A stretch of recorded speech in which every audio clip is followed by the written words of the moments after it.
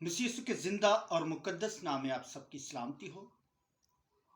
खुदा उनके जिंदा कलाम में से मुकद्दस मत्ती की अंजील उसका 4 बाब उसकी पहली आयत से हम पढ़ेंगे। आज हमारा टॉपिक है कि इब्लीस कैसे हमारे ईमान पर अटैक करता है। तो मेरे चीजों, खुदा के कलाम में यूं मरकूम है, उस वक्त रूह यीशु को जंगल में ले गया ताकि इब्लीस से आजमाया जाए, और 40 दिन और 40 रात फाका करके आखिर को उसे भूख लगी। और आजमाने वाले ने पास आकर उससे कहा, अगर तू खुदा का बेटा है तो फरमा कि ये पत्थर रोटियां बन जाए। उसने जवाब में कहा, लिखा है कि आदमी सिर्फ रोटी ही से जीता न रहेगा, बल्कि हर बात से जो खुदा के मुंह से निकलती है।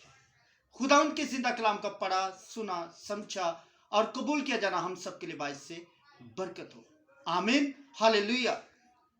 तो जी मेरे अजीजों, देखिए खुदा उनके कलाम में यूं लिखा है कि उस वक्त रूह यीशु को जंगल में ले गया ताकि इब्लीस से आजमाया जाए।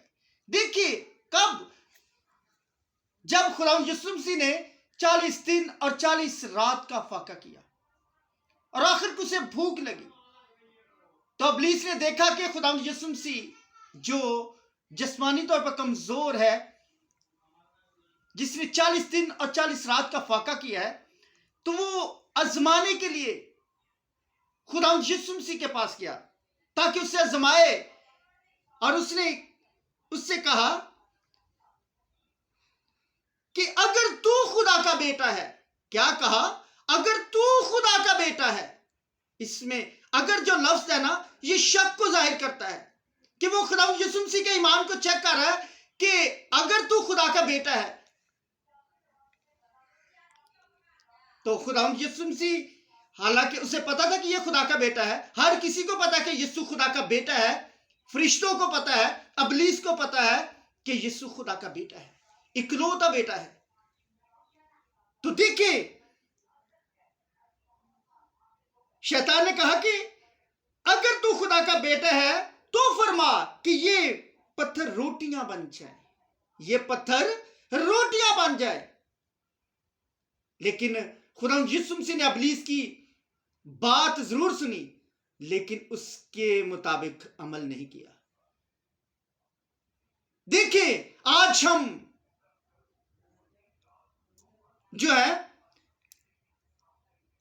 हमें बहुत सारी भूख है, हमारे दिल में बहुत सारी चीजों की भूख है, प्यास है, यानी लालच की, हवस है, भूख है, प्यास है, गुनाह की, बदकारी की, जनाकारी की। तो हमने इब्लीस की आवाज को नहीं सुना। जिस तरह खुदा यीशु मसीह ने कहा, उसने